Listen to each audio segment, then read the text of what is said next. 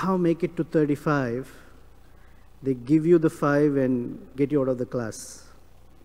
And the main reason is that they don't want to see you again. So I'm hoping I'll get some grace points today, and we'll sort of make the day. I'm also nervous because His Holiness Rompad Maharaj will come back after a couple of months of travel. So I don't know when he's entering the building. So I'm giving all excuses for mumbling, right? Okay.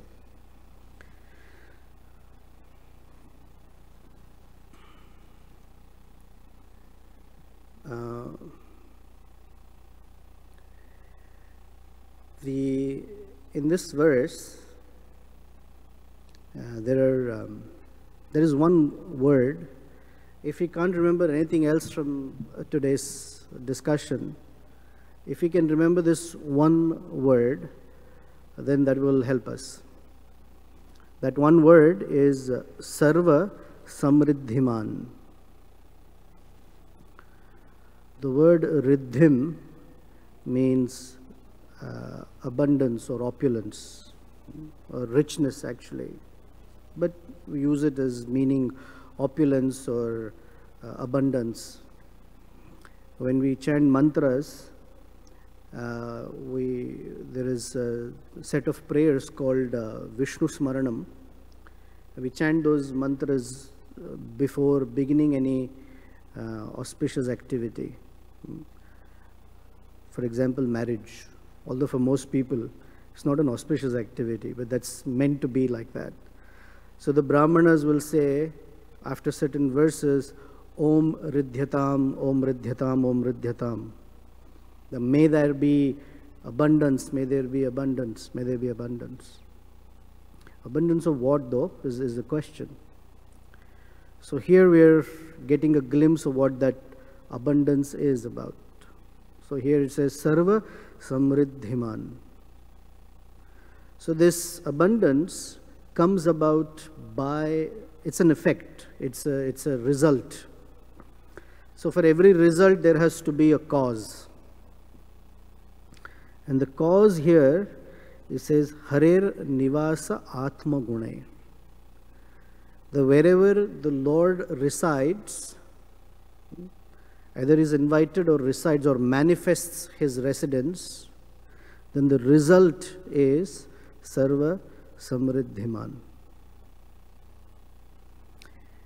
And what manifests that Sarva Samriddhiman feature is the third line, the last line, Rama Akridam.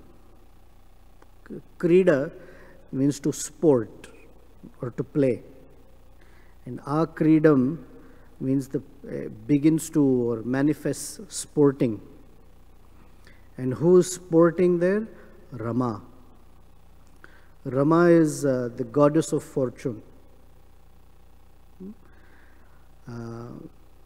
So the crux of the verse is, wherever Krishna manifests his residence or manifests himself, Lakshmi Devi becomes very eager to sport in that place, and that sporting results in abundance.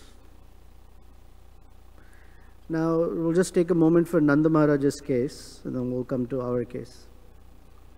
So Nanda Maharaj's house was already opulent. He was the king of all the cowherds' men. When Krishna was born, he had donated over 2 million cows to the Brahmanas. And he was already very, very rich with cows, grains, gold, all of that. But Shukadev Goswami is saying that although he was very rich, now he became even richer. So for us, as devotees, this verse has to make some meaning. We're not cowherds people. We're not already rich. Maybe some of us are. Most of us are not. But then what does this verse mean for us? So for us, we have to understand the difference between money and being rich. They're not the same. Those who have an abundance of money, wealth, land, property, yes, they are considered rich. But their richness has something lacking, or something's lacking in that richness. And that lacking feature is satisfaction. So there are many, many rich people who are very dissatisfied.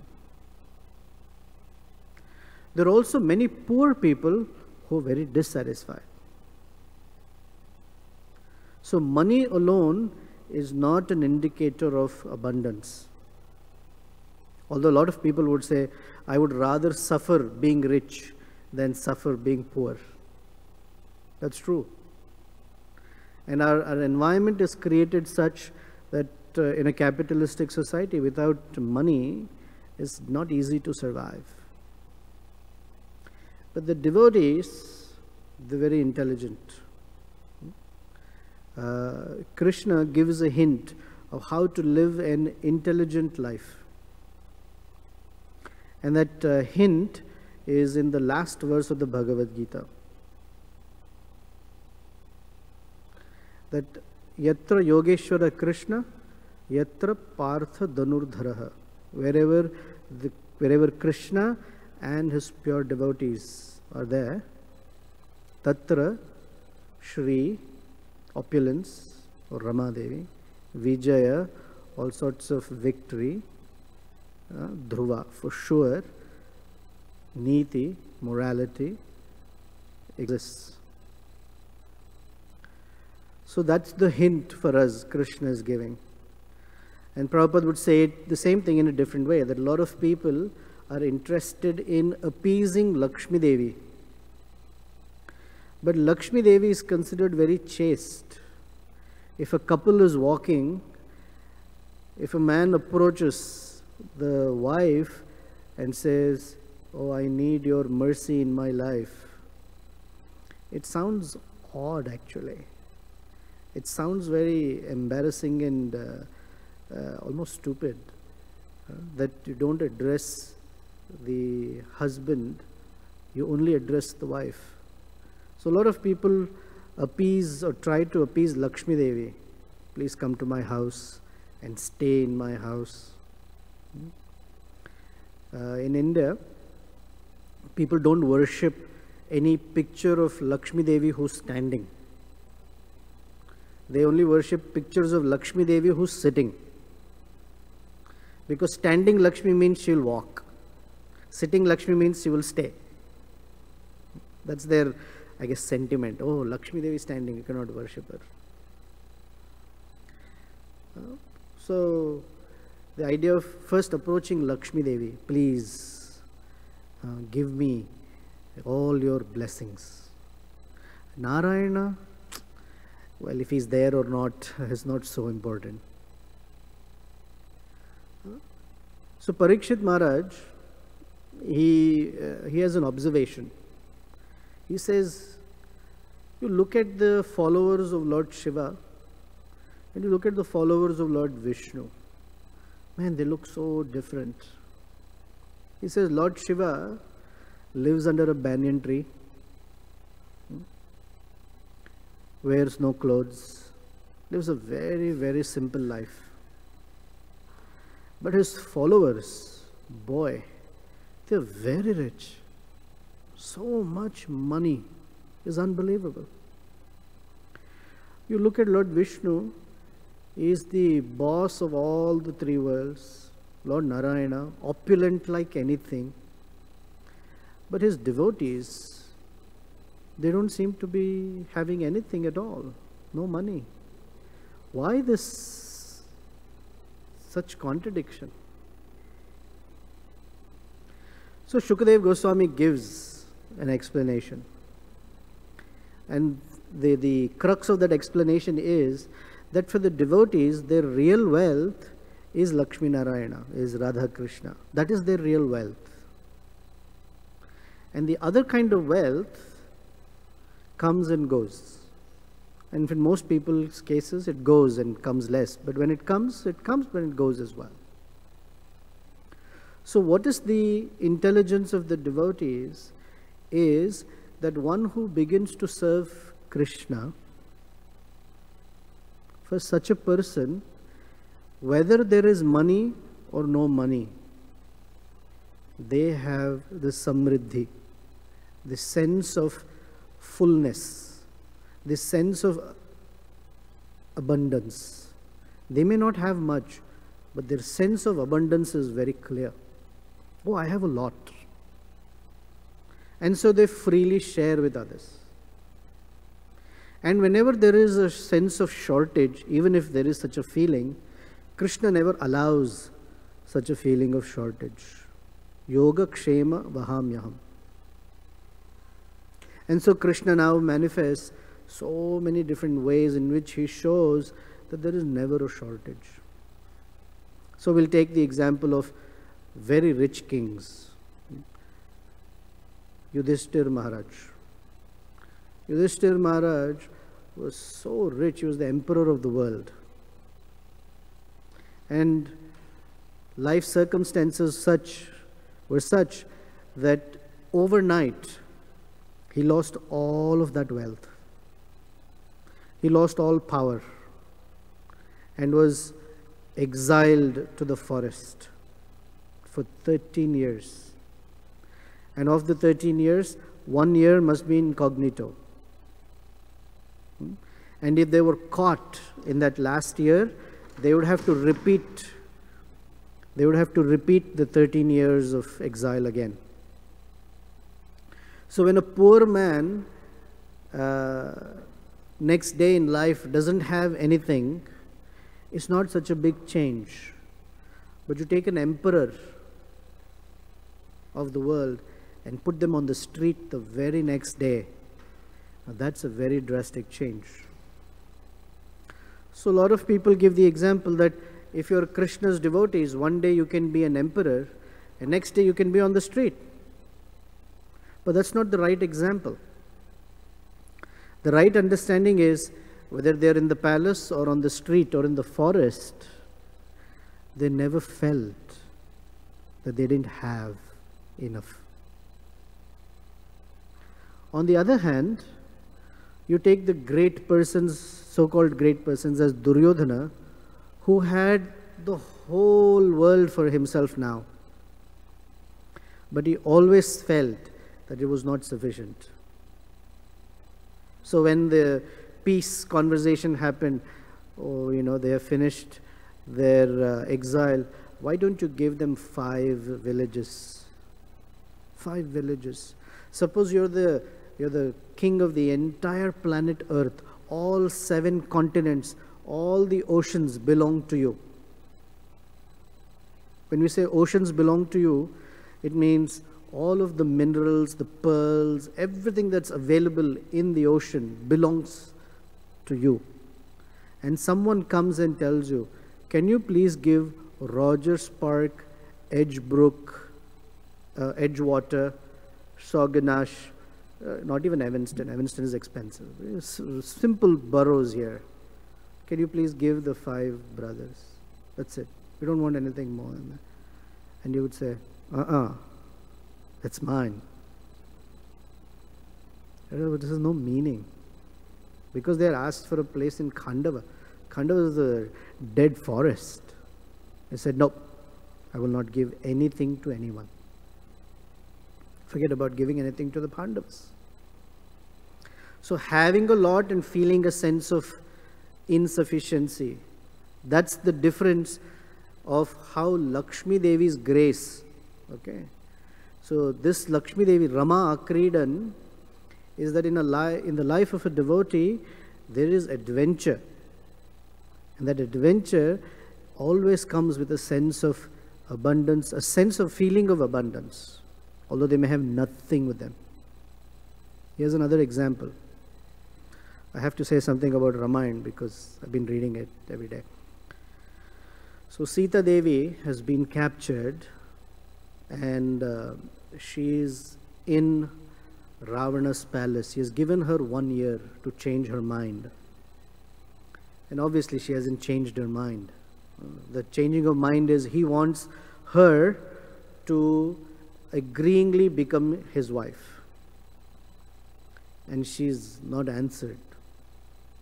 So 2 months have remained, and he has just arrived to Sita Devi to give her a final warning.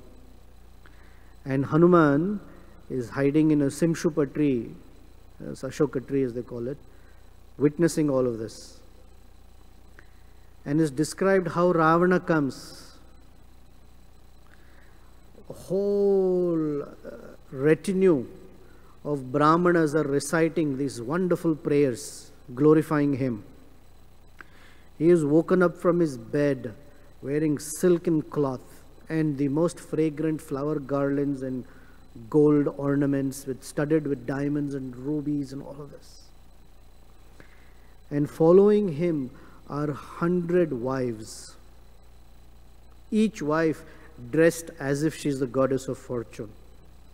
Of course, Valmiki describes much more than that, that their bodies were full of sweat, and the garlands that they were wearing were all scattered and disheveled because they had just got out of bed with him. So the guy could enjoy with 100 wives simultaneously. But he could not sleep peacefully because he did not have Sita as his wife.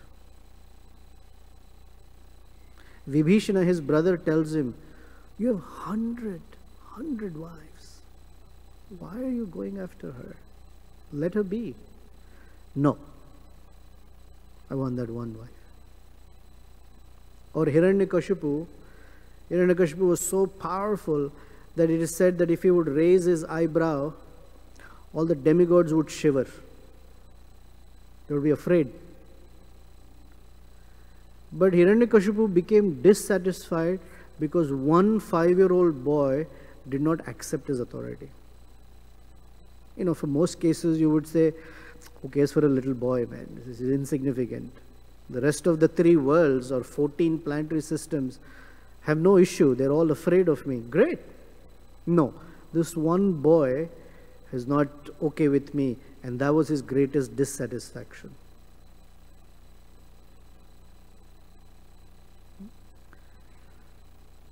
So in the case of the Pandavas then, they were in the forest, but they never felt, oh, we didn't have anything.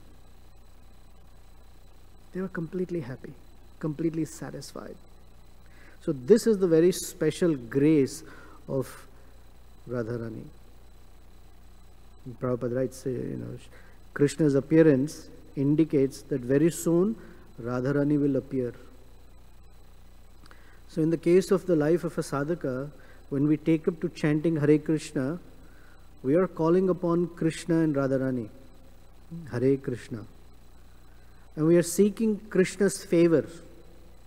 My dear Krishna, please engage me in your service.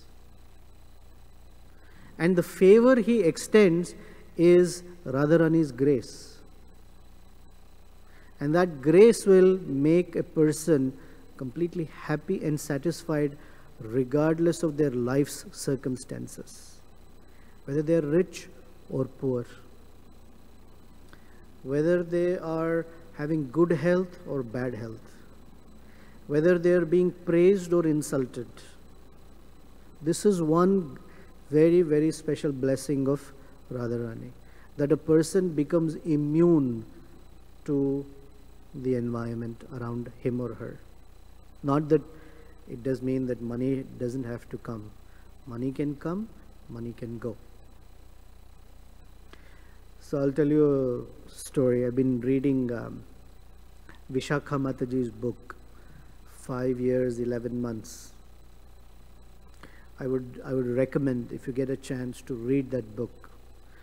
Not only is the story fascinating, but the way she writes is just a treat.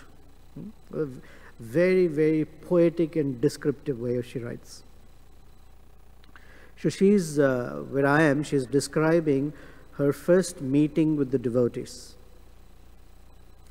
And her, at that time, boyfriend, John, who's Yadubara Prabhu, is already in India, and he's writing her letters every day about his being with the devotees. So she goes to a temple here in America, and when they're having breakfast, this shows how impoverished the devotees were. They were served breakfast, and the plate was a 12-inch by 12-inch wax paper, because they didn't have the money for plates. And the breakfast was hot cereal that was gooey, and they would pour it right into the middle of that wax paper. And you had to eat fast, otherwise it would start flowing out of the wax paper. You know, in one sense, opulence is when you eat on a banana leaf, and there also food starts moving towards the edges. Because America is also opulent. Instead of banana leaf, you have wax paper. And that hot cereal, she said it was every day a struggle, because you had to keep the hot cereal off the floor, but then your hands would get burnt. So every day was this little thing. And the devotees, she noticed, they were totally happy eating all of that. So she always wondered, what is this? What is it that keeps them here? Why are you living like this? His Holiness Ritadhwaja Maharaj, who will be here Sunday, he narrates how he became a devotee. And when he entered the temple for the first time, what the conditions in the temple were. Of course, our movement went through a little phase of eccentricity where everything was Maya. So, I mean, I'm not professing that we live like that, of course not. But this is how it was. He came in to take a shower. And this was in North Dakota. So for you, I don't know if you know what North Dakota cold means, but those in America, you know what North Dakota means. It is one step away from Yamraj's house. It is very, very cold. It's desert-like, extremely frigid temperatures. Cold like anything. So go and look at North Dakota map if you want. So he had joined in North Dakota, and in the ashram, you know, in America you have the cold water faucet and the hot water faucet. So the hot water faucet was not there. So he said, oh, it's cold out there. Something's wrong with the faucet. He called out for a devotee and said, can you give me something that I can, you know, manipulate to get some hot water? He said, what hot water? That's Maya. Hot water reminds you of the warm embrace of a woman. So it's only cold water. So in North Dakota in winter, when you turn the faucet on, you know what the water feels like, but that's how they lived. So okay, somehow he took a shower, and then he wanted a towel. Okay, a towel is usually nice and fluffy that you wipe. So he asked, can I get a towel? So they gave him a gamcha. If you know, gamcha is the Indian towel, which is very, very fine cloth. And it was used by someone already, so it was wet. They gave it to him. And so he had to wipe himself with that. So okay, when you come out to wear clothes, there was no concept of your clothes, you know, his clothes, nothing like that. They had 3 bins. One bin had dhotis. One bin had kurtas. And one bin had kopins or underwears. You walk, you pick, whatever you get, you wear. So some days, the big guys had very tight kurtas, and the lean ones had these huge kurtas on, right? Next day you would put it for wash, whatever you got, you wore. So someone will look at it and say, my gosh, this is nuts. It is nuts. But what is it that made these people live and stay like that? It was not tight-fitting clothes or ill-fitting clothes or cold air. Chandramouli Maharaj tells me in New Vrindavan, because they were up in the hills, they didn't have running water. They had one cement well, and the water from the hills would collect there. In winter, it would have a nice layer of ice on top. And your bathing was a little jerry can, with a milk can with the top cut off. You would take that, smash the ice, that's it, and you move on. And every day breakfast and lunch was oat water, not oats. Oats were expensive. Oat water. So you would soak the oats, and that water is what they ate.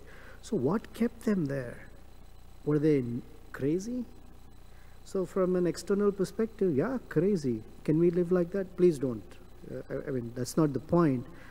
But what was holding them was something that Prabhupada gave. Their relationship with Srila Prabhupada, and that some taste for serving Krishna. Of course, we don't profess to live like that. Nobody should. I mean, it's impossible, and we shouldn't try to. But the point here is that when one serves Krishna genuinely, sincerely, and in the presence of, under the grace of a pure devotee, then one's heart is filled with that sense of satisfaction. That whether they have or don't have, it doesn't matter. So back to Vishaka Mataji's story, on that 12 square inch of wax paper was their breakfast every day. So the devotees would wait for Sunday feast. Because Sunday feast means, because the guests would come, food would be opulent. So the guests would take their plates and, respectful portions, little rice, little sabji, dal, pakoras. The devotees would have a mound of food on their plates, like a pyramid. And they would start eating from the apex of the pyramid all the way down, to wipe it clean, lick the plate. And when the guests would leave, they would eat the leftovers from the guests' plates also. Because that's how they had to survive for one Sunday to another Sunday. So that opulence was there, and in between there was complete nothing to eat. So she wondered, why are they here? What is wrong with them? Until she met Prabhupada. So in our lives, we can notice, to whatever degree, the issue is not whether we have money or we don't have money. It's the what comes with that money. That's called samriddhi. That samriddhi is this wonderful sense of fulfillment, that a person is not disturbed, whether it's there or not there. So that's important for us. So sometimes we have doubts. So I'm serving Krishna, what will happen to me in the future? Whatever will happen will be wonderful. Yes, so long as our service and our attraction is genuine to the pure devotee and the process of bhakti. This is samriddhi. And that's important for us. Here's an assurance given. And Rama Akrida, the goddess of fortune, wants to sport there. So the heart is, if Krishna is already there. It's not like one fine day Krishna shows up in our heart. It's not like, he's already there. So in Vrindavan, all over the creation, Krishna is already there. Krishna is in every atom of creation. Then what's the difference? Now Krishna has manifested for us to access him by the grace of the pure devotee and spiritual masters. This is the difference. So in our heart, Krishna is already there, just not accessible. But by the process of bhakti, now he becomes accessible. And that accessibility is experienced by the sporting of Radharani. Sporting means we get all these qualities. Without Vaishnav qualities, one cannot access Krishna. We don't know. Without humility, we cannot taste what it means to get Krishna's grace. Without service attitude, we don't know, we cannot experience the taste or the sweetness of Krishna's activity, katha. Therefore it says, Shushushaya Shraddadhanasya. Unless that mood of service is there, Vasudeva Katha Ruchi, the taste for Krishna's katha doesn't manifest. So these are the Akrida, Rama Akrida for us. The Radharani's grace is very, very necessary. So, any thoughts, questions, comments, corrections? Brajman Prabhu. So we should be assured that we are on not only the right path, but the best in terms of experiencing Krishna and Radharani's grace. Yes, Prabhu. Thank you, Prabhu, for really beautiful stories and those old days. It's actually, even now, there is this whole movement called as minimalism, where happiness is with little. The less you have, the more space you get mentally, physically, and there's happiness. But at the same time, there's the other side also, that devotees really struggled with their health or the temple not taking care of the devotees' needs when it was there. So where does one kind of draw a line that how much one needs and how less one will need? Right. So minimalist idea, if it is, I shouldn't say atheistic, but devoid of theism, then that also has its problems. That's one, because in a capitalistic environment, minimalism, while definitely helpful, because on a physical principle, that's why Rupa Goswami says atyahara is a detriment to bhakti. But if you go to Yudhishthira Maharaj's palace, it's not like minimalist. It was fantastic.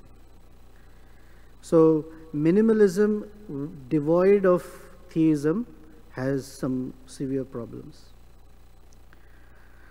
Now in the case of many devotees who gave so much, the temple did not take care. I feel, I don't know individual stories, but I do feel that as soon as the sense of victim enters the heart of a devotee, then suddenly the sense of not enough creeps in. The insecurity creeps in. Resentment creeps in. Because somehow they hold someone else responsible. I mean, not that we have not made mistakes. We made hundreds of mistakes. No, I'm not denying that. From the point of view of a person, one shouldn't feel that my bhakti creates a sense of entitlement. Entitlement means now Krishna has to do something for me. But if that creeps in, then all sorts of other sense of deficiencies also creep in. I'm not saying that those persons were not victims or I don't know. In my case, I'm something that I'm conscious about. I'm not there, but I've noticed that whenever I feel that I'm victimized for whatever reason, then I begin to notice what all I don't have. And when I try to correct myself that, what I have that is not visible, then the sense of what I don't have becomes less.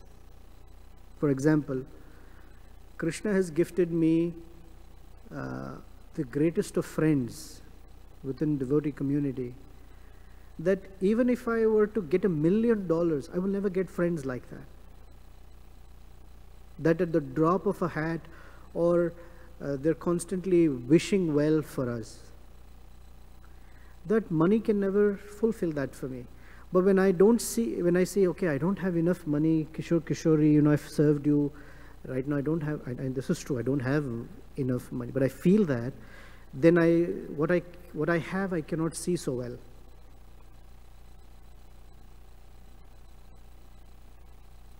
So for a devotee, or I can't say about advanced devotees, I don't have that, but as a practicing devotee, it's a good practice every day to consider what all Krishna has given that's not visible necessarily. And then what is visible may come and go. What is also not visible is that at any point in time, I can always call out for Krishna and ask for protection. Krishna. And a sense of, oh, Krishna's hand is there. So that's how I think. Would you like to comment on it? I'm sure you thought about it. That's why you're asking. Please share something.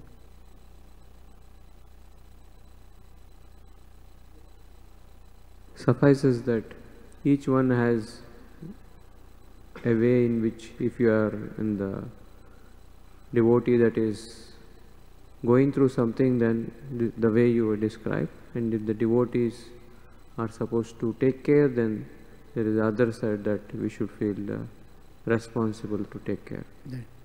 And with minimalism,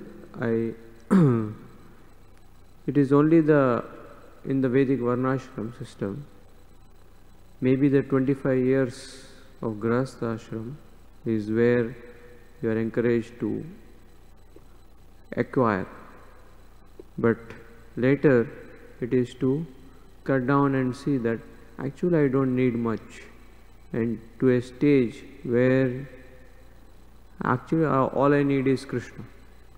So we have to come to that stage.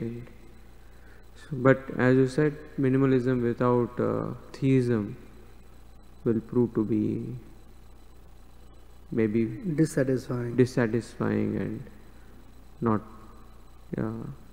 worth pursuing. And you had asked how much should one have. So then one of the answers I had heard many years ago is, depends on your service to Krishna.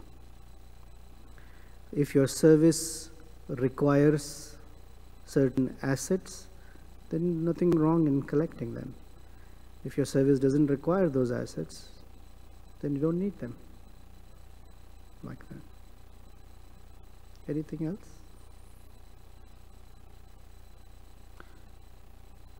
Prabhu, would you like to say something? Thank you very much. Srila Prabhupada ki jai, Srimad Bhagavatam ki jai. Gaur Premanand.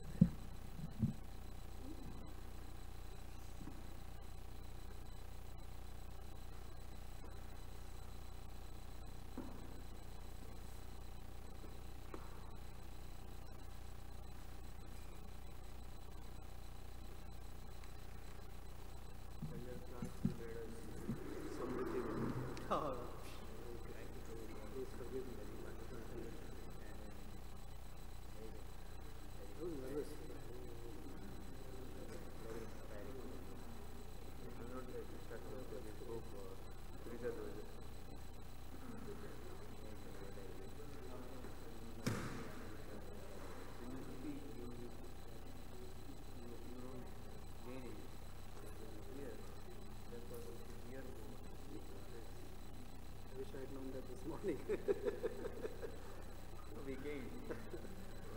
I gained by association. Maybe last 2 days. You are giving what? We leave tomorrow. Oh, back to New York. From New York we go to Mumbai. We come to Mumbai in March. We'll be there March 24th to April 5th. Let's see how many days we'll be in Mumbai. I'm just coming to Mumbai. I don't know how many days we'll be there. Still I didn't decide really how to distribute the 2 weeks. But we definitely visit Chowpatty and you, without altering obeisances to Govindas, you don't go anywhere. Whole family?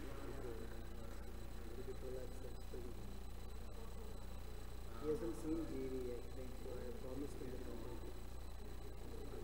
I stayed there twice. Yeah, he was trying to Yeah.